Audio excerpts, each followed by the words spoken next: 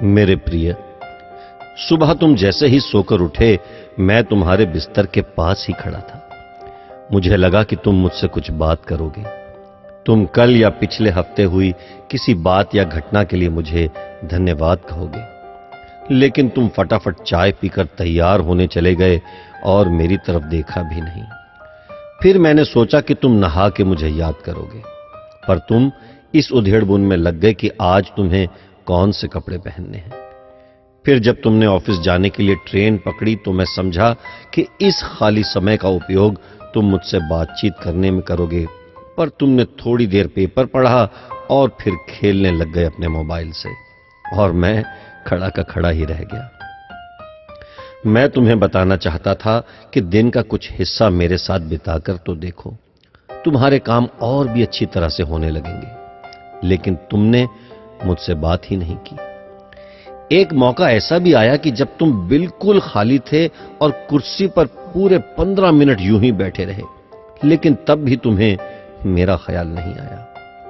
दोपहर के खाने के वक्त जब तुम इधर उधर देख रहे थे तो भी मुझे लगा कि खाना खाने से पहले तुम एक पल के लिए मेरे बारे में सोचोगे, लेकिन यह भी नहीं हुआ। दिन का भी काफी समय बचा था।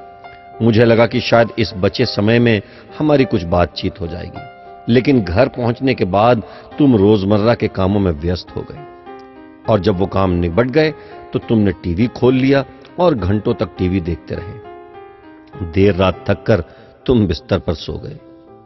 मेरा बड़ा मन था कि मैं भी तुम्हारी दिनचर्या का हिस्सा बनूं, कुछ वक्त तुम्हारे साथ बिताऊं, तुम्हारी कुछ सुनूं, तुम्हें कुछ सुनाऊं, कुछ मार्गदर्शन करूं तुम्हारा, ताकि तुम्हें समझ आए कि तुम किस लिए इस धरती पर आए हो और किन कामों में उलझ गए हो। लेकिन तुम्हें समय ही नहीं मिला और मैं मन मार कर ही रह गया। मैं तुमसे बहुत प्यार करता हूं, हर रोज इस बात का इंतजार करता हूं कि तुम मेरा ध्यान करोगे और अपनी छोटी छोटी खुशियों के लिए मेरा शुक्रिया करोगे। पर तुम तभी आते हो जब तुम्हें कुछ चाहिए होता है। तुम जल्दी में आते हो और अपनी मांगे मेरे आगे रखकर चले जाते हो। और मजे की बात तो यह है कि इस प्रक्रिया में तुम मेरी तरफ देखते भी नहीं। खैर, कोई बात नहीं, हो सकता है कल तुम्हें मेरी याद आ जाए। ऐसा मुझे विश्वास है और मुझे तुमसे प्यार है। आखिरकार मेरा दूसरा नाम प्यार ही तो है, तुम्हारा यीशु मसीह।